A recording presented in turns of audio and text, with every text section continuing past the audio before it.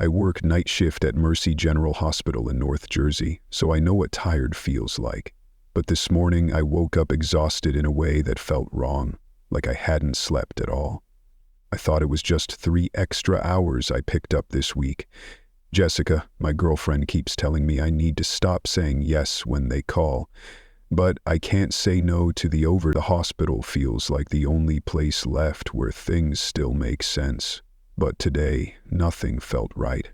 The first thing that set me off was the van. Military, matte gray, just sitting in the loading bay behind the ER. Not the ambulance entrance. This was tucked out back by the dumpsters. It had government plates and no markings. I'm used to seeing cop cars and the occasional ambulance from out of state, but this was just sitting there. Engine running. 2 soldiers inside staring straight ahead like they were guarding a bank. Not a hospital. I asked Gina at the front desk about it, but she just shrugged. Probably some drill or an overdose. Then she coughed hard and spit into a napkin. The sound made the hairs on my arms stand up. Gina never gets sick. Inside, everything felt 10 degrees off. I always grab a bagel and coffee from the cafe in the main lobby. Today, the bagels were half frozen, and there was no cream cheese. When I went to pay, the card reader blinked. "Error, cash only," said the guy at the counter, not even looking up. I joked, "What is this, 1992? Nobody laughed. The TV behind him was playing news, but the sound was muted. All I saw was a headline, "Containment Protects Initiated in Multiple States." That's when I realized there were more people coughing. Not just Gina. Everyone. I caught a little girl clutching her mom, both of them wearing surgical masks. The mom's eyes darted around like she was about to bolt. I felt my phone buzz. A message from Jess. "Let me know if your shift goes late, love you." I typed back, but the signal bars dropped and the message never sent. I took the back stairwell up to the ICU. I passed the usual cleaners, but something was off even with them. Someone had left a trail of blood droplets on the landing, just a small one. But the droplets had that sticky black-red look like they'd been drying for hours. There was a mop leaning against the wall, untouched. I tried to ignore it. At Mercy, you see a lot of weird stuff. But this felt deliberate. I pressed the elevator button, waited, and stared at my own reflection, trying not to let my nerves show. Halfway through my rounds, things started getting glitchy. The nurse's station phone stopped working. Landline, dead. Cell phones, too. "Just a cell tower issue," said Mark, one of the techs. But then he tried to call his wife and just stared at his phone for a full minute before tossing it in his backpack. His hands shook. The monitors in 18B kept beeping, but there was nothing wrong with the patient. A lady named Mrs. Carter, post-surgery, usually all smiles. Today, she wouldn't stop staring at the wall, like she was watching invisible bugs crawl across the paint. She looked up at me and whispered, "Don't let them in." When I asked who, she shut her eyes and turned away.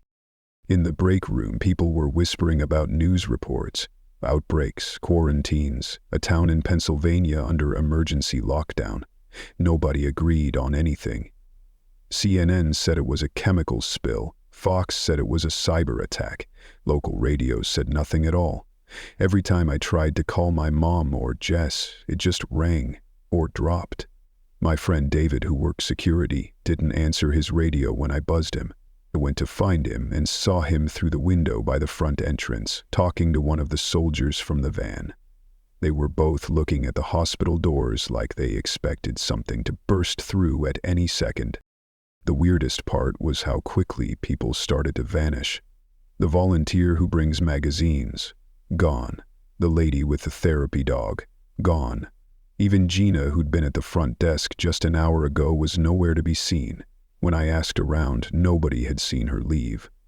I started checking the bathrooms and stairwells, feeling stupid but unable to shake the feeling that I was missing something huge. All the while, more patients arrived. Some wheeled in by nurses wearing those cheap blue masks. some brought by family members who didn't want to let go. I don't know what made me believe, but it hit me as I stood outside room 212, where a man was coughing so hard it sounded like he was choking. I peeked in. His face was gray. His lips had flecks of blood. A nurse was holding him down, trying to inject something into his IV, but the man's eyes rolled back, and he bit her hand. He bit her. Through the glove, through the skin, she screamed. I froze. I watched blood start pouring down her wrist, bright red and angry as the man started thrashing. Another nurse ran in, but she slipped on the blood and fell hard, her head cracking on the bed frame. Both of them started screaming. I backed away, heart pounding so hard I thought I'd pass out. I ran for the exit, but the military van had moved, blocking the side doors. Through the glass I could see soldiers waving people back inside. "Do not open the doors," one of them shouted as a group of panicked visitors tried to push past him. "Stay inside. It's not safe out there." That's when I realized there was no safe, not outside, not in. I found Jess's message finally delivered, her bubble popping up on my cracked phone. "You okay? Something's wrong at my hospital too. Please answer." My hands were shaking so bad I could barely type. I tried to call her, but all I got was static. That was the moment I made my decision. I ran back up to the break room, locked the door, and shoved a chair under the handle. I found a fire extinguisher and kept it close. I texted Jess, "Don't open the doors. Don't let anyone in. Something's happening here. I love you." I listened as alarms started blaring through the hospital, echoing down empty halls that felt suddenly endless. I told myself I would stay calm, stay hidden, and not open the doors, no matter what. But outside, the screaming was getting louder. I wish I could say hiding in that break room made me safe, but all it did was give me front row seats to hell breaking loose inside Mercy General. The screaming didn't fade. It multiplied, echoing through vents, up stairwells, into every wall. There's a special kind of terror in realizing your whole world is falling apart and you can't call for help, can't even tell your girlfriend you're alive. The door vibrated from people running in the hall. My hands wouldn't stop shaking. I texted Jess 3 times. Please answer, please answer. Nothing, no response. A heavy crash came from somewhere on my floor, too close. I crouched, heart slamming, waiting. Footsteps pounded past the break room, then doubled back. Someone or something banged on the door. "Let me in, please!" It was a woman's voice, desperate, raw. I wanted to open it, every instinct screaming at me to help, but I remembered the bite, the blood. I kept still, breathing through my teeth. The banging stopped, replaced by a horrible scraping, like someone was dragging themselves away. I peered through the crack under the door and saw something I'll never forget. A woman in blue scrubs, crawling, legs twisted, leaving a streak of blood. Behind her came a patient in a hospital gown, skin the color of paper, eyes wild, mouth open wide. He moved in quick, jerky bursts, not walking, lurching, as if pulled by some invisible string. The woman tried to shout again, but her voice gave out. She turned and the patient landed on her, biting her arm, ripping and chewing like a rabid animal. I clamped my hand over my mouth to keep from yelling. The worst part, nobody stopped him. People ran by, but nobody looked twice. Then my phone finally buzzed. A message from Jess. "I'm stuck in a supply closet. Something's wrong with the patients. They're attacking the nurses. Did you see the news? They say don't let them bite you. Please, are you okay?" I texted back. "I'm alive. Lock the door. Don't let anyone in, even if they look normal." My hands left sweaty prints on the screen. That was when everything stopped making sense. A group of staff, security, doctors, even one of the techs, came pounding through the hallway, yelling for everyone to get to the ER. I didn't move. I watched them through the window, eyes wide with panic, all carrying whatever they could find, Metal poles, rolling carts, one guy had a coffee pot. They ran right past the bodies. The hallway stank of blood and something else, something sweet and rotten. I started to gag. That's when I saw David, my friend from security, pressed flat against the wall, blood all down his shirt. I cracked open the break room door just a hair and hissed his name. He saw me, eyes huge, and lurched over, clutching his stomach. Don't let them in, Adam. Don't help anyone who's been bitten, you hear me? He showed me his arm. The bite was ugly, purple around the edges, already swelling. I tried to stop her. She just kept coming. It's not like anything I've ever seen. I wanted to help him. I wanted to drag him inside, bandage the bite, do something. Instead, I stared at his face, sweating, waiting for him to change. We stood like that, not talking, just breathing, while outside, the hall turned into a war zone. Someone ran by screaming, "They're in the stairwells." Another voice shouted, "They're eating people." David slid to the floor, groaning. I kept my hand on the fire extinguisher, hating myself for not helping. He looked up at me, pain in his eyes. "Promise me you won't let me hurt anyone, Adam? Please?" I nodded. I wanted to believe I'd be strong enough. Then came the noise, the glass breaking, the alarms, the crash of a gurney tipping over. Something slammed into the break room door. I yanked David inside, slammed it shut, braced my back against it as the knob rattled. On the other side, someone moaned. Not a word, not even a scream. Just that awful, empty sound. And stopped. Silence, except for David's ragged breathing. Then the moaning started again, but closer. David's head snapped up. "Adam?" His voice sounded wrong. Gurgling. "Wet." I turned. His eyes were bloodshot, unfocused. He started reaching for me, not grabbing, just pawing. Slow at first, then suddenly fast. I had to shove him away, hard. He collapsed, face first, then tried to get up again, hands clawing at the floor. I remembered what he'd said. I didn't want to do it, but I raised the extinguisher, ready to swing if I had to. I heard pounding in the hall, a swarm of feet, more voices, some screaming, some howling. The fire alarm went off, red lights spinning. Someone was trying to break down the next door over. I texted Jess one more time. "If you hear anything, if someone begs you, don't open the door. Not even for me, not even for anyone you love. Just stay quiet, promise me." She replied, "I promise. Please, just get out. If you can, get out." That was when I realized the hospital wasn't just unsafe, it was the center of it. The infection wasn't outside trying to get in, it was already here. I wasn't trapped with the sick, I was trapped with the dead. I looked at David, who was now groaning, mouth opening and closing, reaching for my leg. I couldn't do it. I bolted out the side door, fire extinguisher in hand, and sprinted down the corridor. The hallway was chaos, blood, bodies, people fighting, biting, running. I pushed past, heart pounding, telling myself over and over, "Do not open the doors, do not stop, do not trust anyone." I burst out the back exit and saw the military van, now empty, doors wide open. Soldiers gone. People screaming. I ran. No plan. Just away. Out into the parking lot. Out into a world where nothing looked the same. That was the moment it hit me. This isn't about infection. It's about change. Everything I trusted, help, order, safety, was gone. And I was out here, alone, in the middle of something I didn't understand. My phone buzzed again.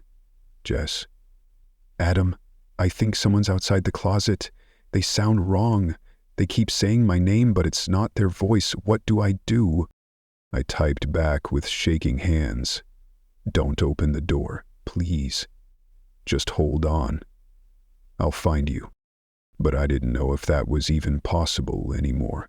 I ran, bleeding from a cut I hadn't even noticed, out into the night. Sirens, gunshots, and screams behind me. The hospital silhouetted against a sky that felt colder than I'd ever known. Nothing was going to be the same ever again. The night outside the hospital didn't feel like home anymore. The parking lot, always full of cars and nurses sneaking cigarettes, was chaos. People ran in every direction, some limping, some screaming for help, some chasing others. One woman bashed on her car window from inside, yelling at someone outside not to come closer. A guy in scrubs sprinted by, bloody up to his elbows. Phone pressed to his face, but no signal. Alarms howled. My first thought was Jess, but I knew if I ran back inside, I'd never come out. I could still hear the fire alarm, distant and useless.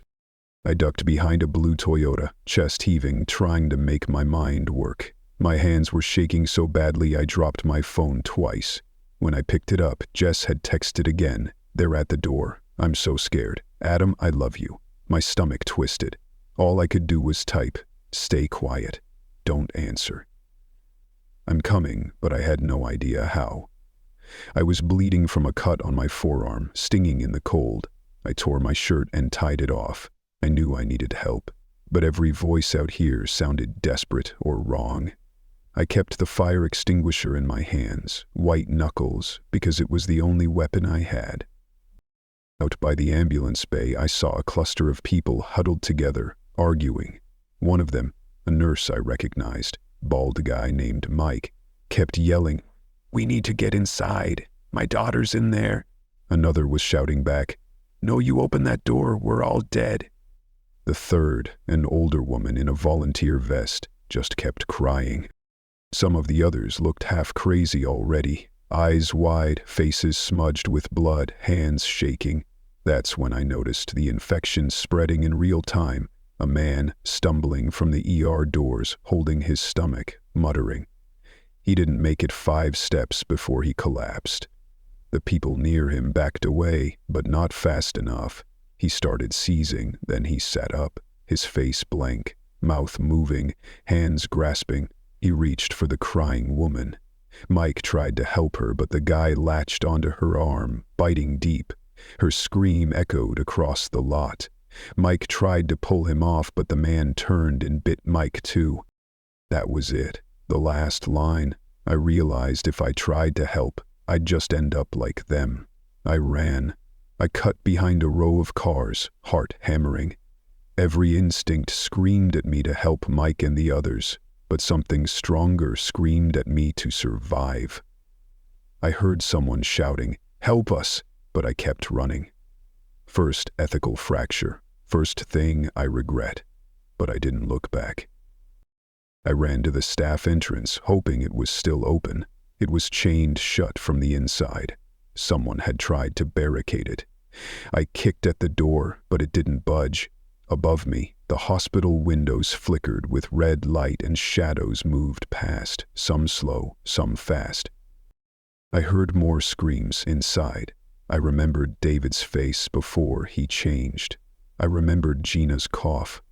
I remembered every time I'd tried to help people today, and how it had all gone wrong. Then my phone buzzed, Jess again. "I can hear you out there. Is that you? Please, please let me out."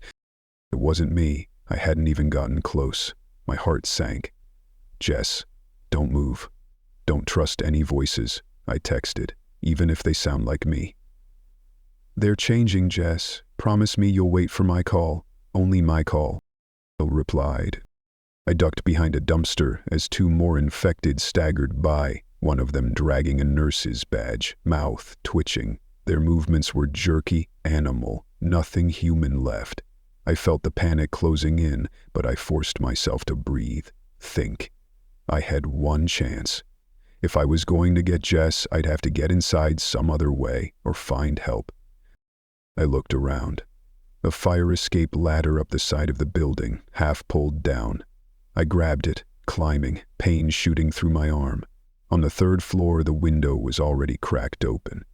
Blood smeared along the ledge. Handprints sliding down. I forced it wider, climbed through. Inside, the hallway was dark except for a flickering red exit sign. I could hear shuffling, voices, low groans. I moved slow, heart pounding, fire extinguisher up. A door to the right burst open. Someone ran out, covered in blood, and crashed into me. It was Mark, the tech.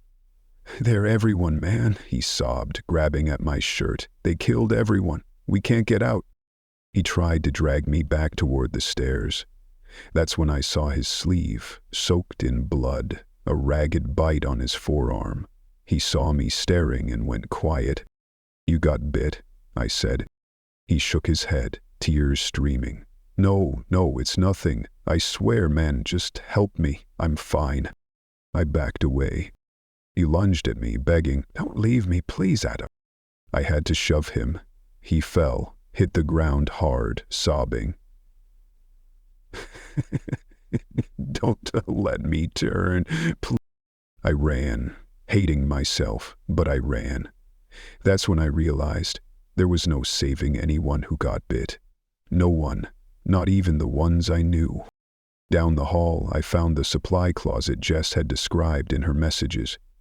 I knocked, whispered, "It's me." "Nothing?" I whispered the code word we made up for emergencies. Dumb joke from college, pickles. Silence. Then I heard a soft, ragged sob. "Jess?" A whisper, barely audible. "It's not you. It's not your voice." I pressed my forehead to the door. "It's me, I swear." "Tell me something only I'd know." She paused, then, "You still owe me for that birthday dinner in Philly." I smiled, tears streaming down my face. "Open the door, Jess, please." She did, just a crack. Her face was pale, hair stuck to her cheeks with sweat, but her eyes were still her eyes. I pulled her out, hugged her tight. "We have to go," I whispered. "We can't, they're everywhere." I led her down the hall, staying low. The air stank, iron, bleach, something else. Behind us, the sounds of doors breaking, screaming, and that awful animal moaning. We almost made it to the stairwell before someone lunged out, a woman in a hospital gown, eyes rolled back, mouth smeared red. She reached for Jess. I swung the extinguisher, caught her in the head. She crumpled. I grabbed Jess's hand, and we ran. On the stairs, 3 more infected, but they hadn't seen us yet. I looked at Jess. "We have to go outside. There's no other way." She nodded, tears on her face. "I trust you." We bolted down the steps, out the fire exit, into the chaos of the parking lot. Alarms still howled. The infected followed, some running, some crawling. A car crashed through the gate, headlights blinding. Someone inside waved us over. "Get in, now." I grabbed Jess's hand, dragged her toward the car. We dove in the back seat as the driver, stranger, wide-eyed, floored it. "We can't go home," he said. "There's nowhere safe, not anymore." As we sped off, I looked back. The hospital was burning. The only place that ever felt safe was gone. Jess clung to me, sobbing. I didn't know what to say. The world outside was black and endless. I realized then, the only thing left was us, and whatever we had to become to survive. There was no rescue, no explanation, just the thin line between what we used to be and whatever comes next. The rules had changed, and so had we.